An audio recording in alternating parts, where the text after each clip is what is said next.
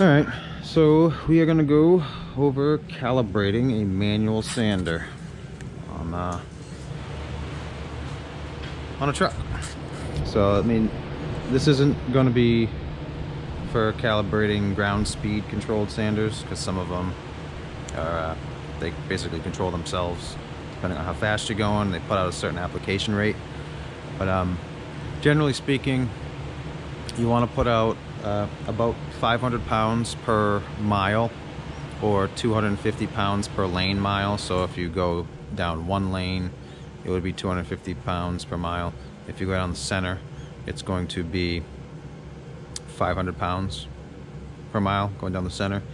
And generally, I believe it's 180 pounds per mile if you are maintaining a brine. So the first one, the 500 pounds per mile, is going to be like a pre-treatment application, and then as you're plowing, you'll put out more in a maintaining application rate.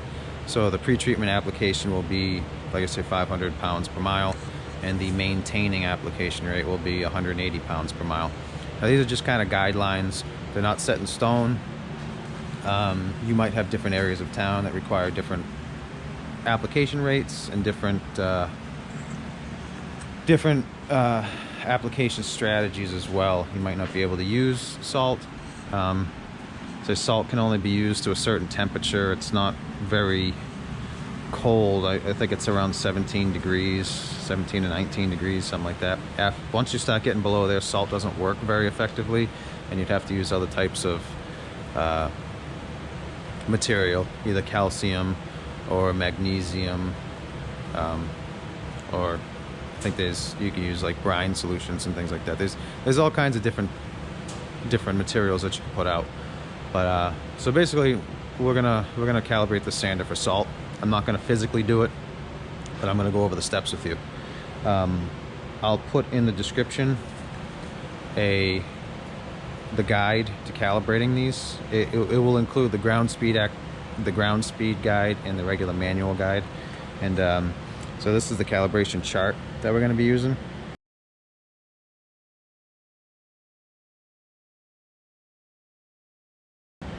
I don't know if you can read it very well, but it's the last page of the PDF well, not the PDF, but the last page of the link to the PDF that's going to be in the description. So you have your control settings. There's control setting 1 through 11.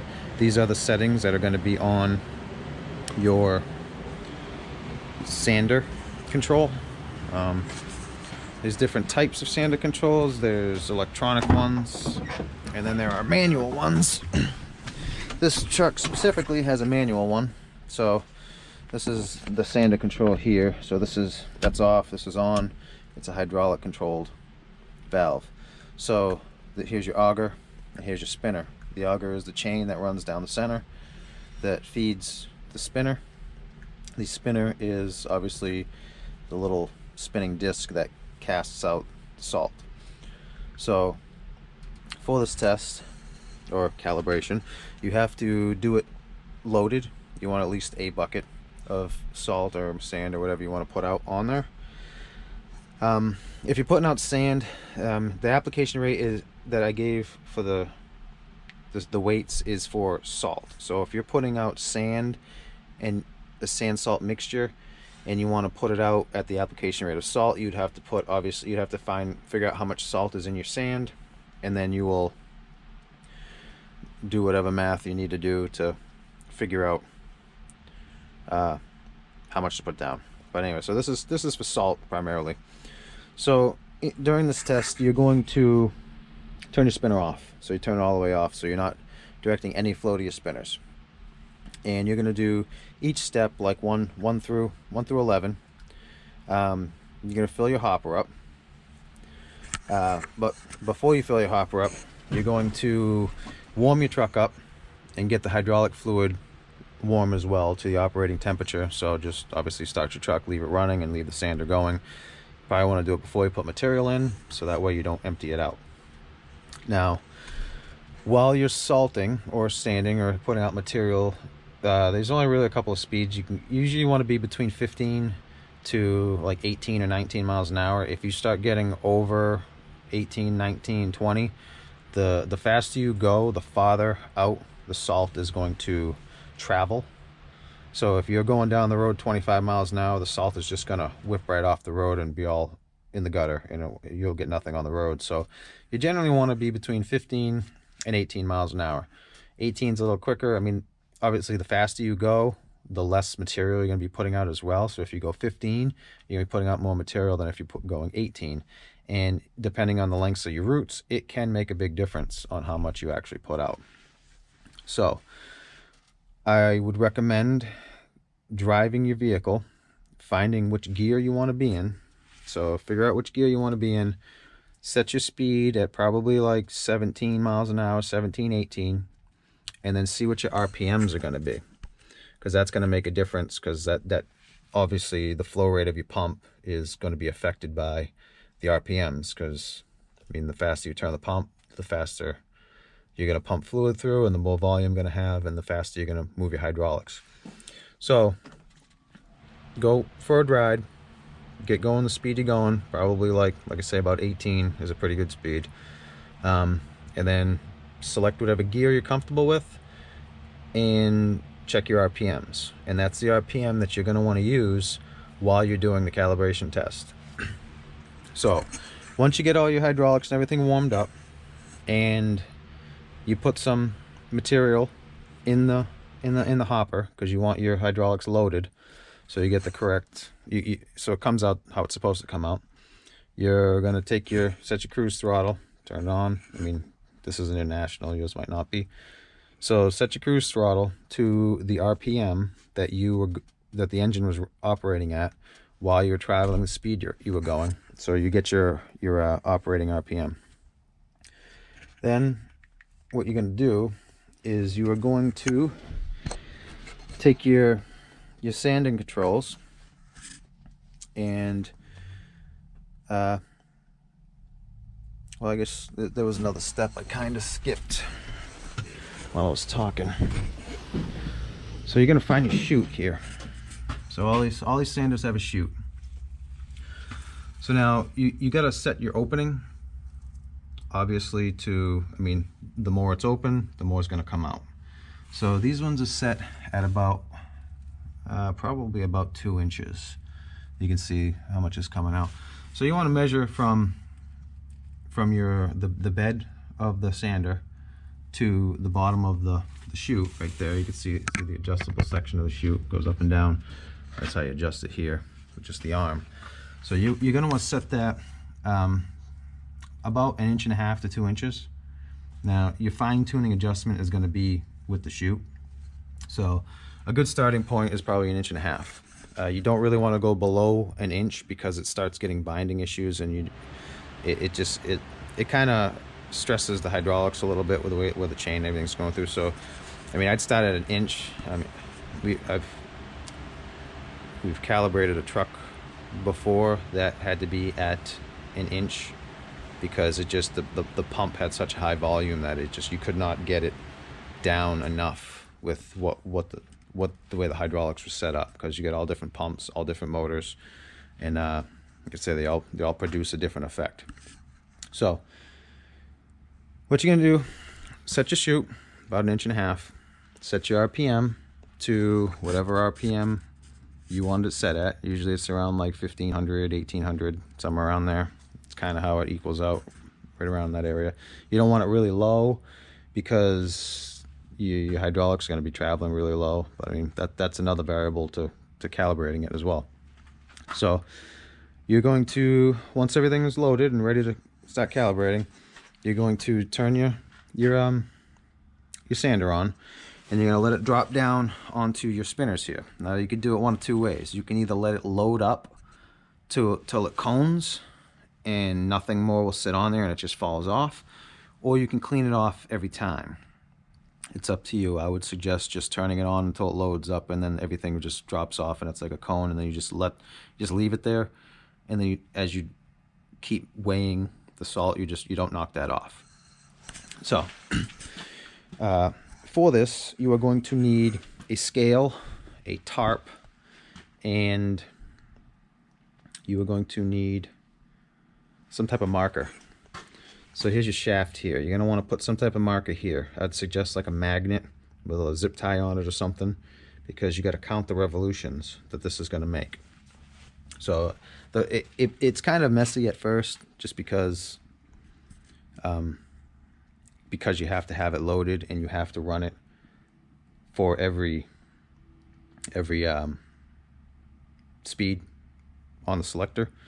So what you're going to do is you're going to put your little magnet on here and aim it like at this something. Pick a fixed location that you know where it is, and you're going to aim it at that location every time. So let's say you aim it straight up like that. Then you set your RPM to where it's going to be, and you put it on setting 1 for the chain or the auger. Put the auger on setting 1. Then you engage your pump, or you engage the sander control. So you flip the arm down, or you hit start, whichever type of sander control you have. You turn the sander on, or salter. I say sander, but anyway. So you turn the sander on, and you are going to run it on like setting 1 for a minute. So you time that a minute. Turn it on 1 minute. It's easy to have 2 people because you can just flag them, tell them shut it off or turn it on, and then you are going to count the revolutions of this. So every time it goes around, you're going to count the revolutions, and you're going to figure your quarters or your halves or whatever it ends up being. And then you're going to take that and you're going to put it in this column A for shaft RPM loaded. So you do that with all your settings 1 through 11. And then you're going to find your discharge rate per revolution in pounds. So what you do is you put a tarp under this, put a tarp underneath the spinners there, or the drop chute. If yours is in the back, it's in the back, wherever your chute is. Put a tarp under there so you can catch everything that falls down. And then you're going to run this at 1 revolution. And then you're going to take that out and you're going to weigh that. And that is going to give you your discharge rate per revolution. So that's how much comes out every time that shaft turns once. A more accurate way to do it is to do like run it 10 times, like do 10 revolutions or 5 or 3 or whatever one you want to do. And then you just, once you weigh it, you divide that by however many revolutions went around, and it kind of gives you a little bit more accurate measurement, just because you can get the stuff it'll slide off, and it's different, like I say, different materials will react differently in there. So if you do a couple of revolutions, just divide it and you can kind of get a better sense. And you see how far back that is right there. So if you start that right now, and then it's not that far back and it's forward a little bit, like right here, and it's like the shelf ain't there, it's here, it'll obviously give you a different measurement, and a couple of pounds will make a big difference over the long run. So that's how you're going to get your column B, the discharge rate per revolution. So then you are going to multiply column A and column B to get your discharge rate per minute, and that's how much you're putting out per minute. Now over here you have your discharge rates. So you are going to multiply your discharge rate per minute by these different columns here for the different speeds. So 5 miles an hour, you're going to multiply the discharge rate per minute by 12. 10 miles an hour, you'll multiply the discharge rate by 6.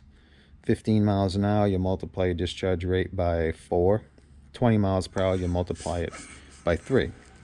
And you really shouldn't be going any faster than that. So, I mean, this goes all the way up to 45. But if you're putting out material at that speed, then you're basically just throwing it away. So I wouldn't really concern myself that far up. And even a lot of these settings, I mean, like I say, different pumps, I've never really had to see them much above like 2, 3, or 4.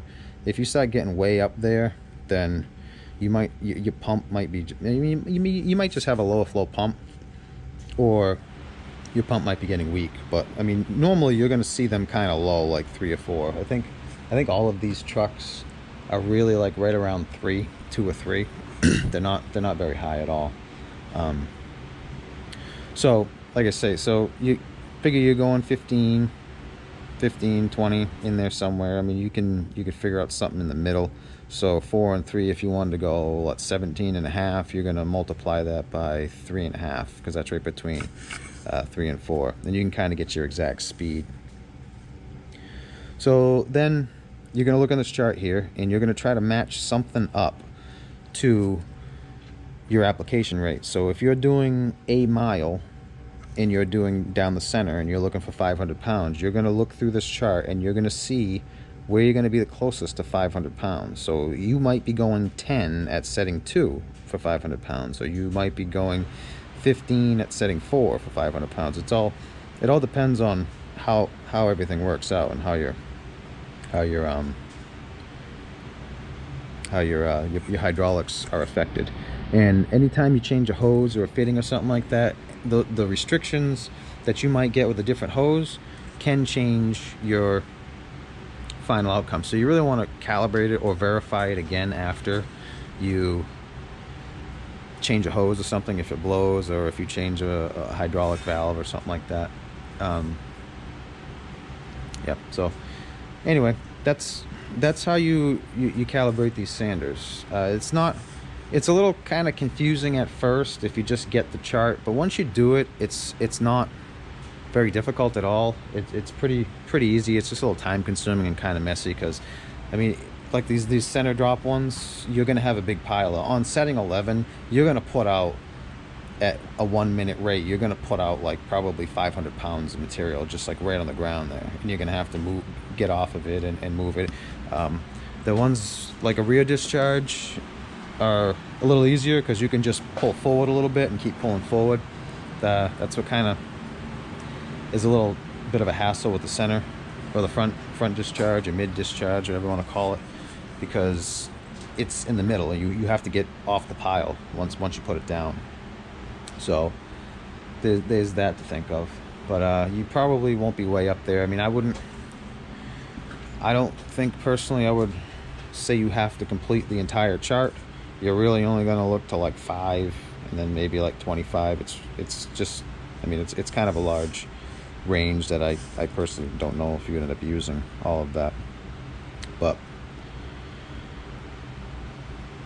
anyway, so yeah, so that's how you calibrate these.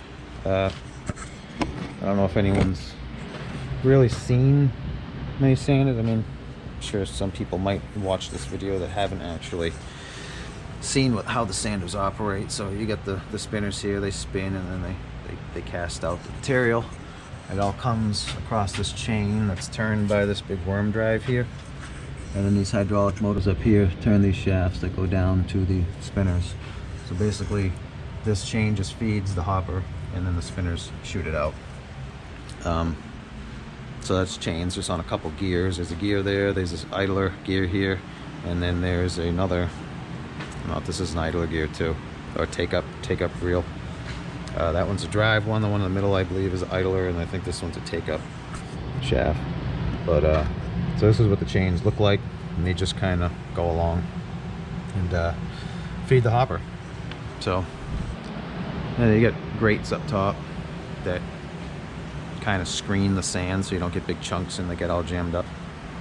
But so yeah, so that's how you calibrate your sander. And see, these all have sensors on them. See that puck there, we run a sensible spreader program, and then when that's going, it's connected to a it's kind of like a cell phone, but it's like a screen. It's not a tablet, it's basically a cell phone, and that program is run on the cell phone, and it tracks how much material that we put out during the storms, so we know how much is being put out, and we know how much is being used through all the trucks throughout the storm.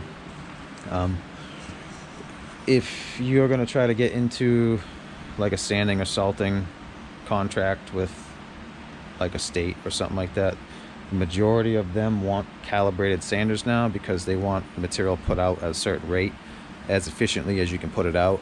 And the 500 pounds per mile for the pre-treatment application, and the 180 pounds per mile for the maintaining application are the more efficient ways of doing it.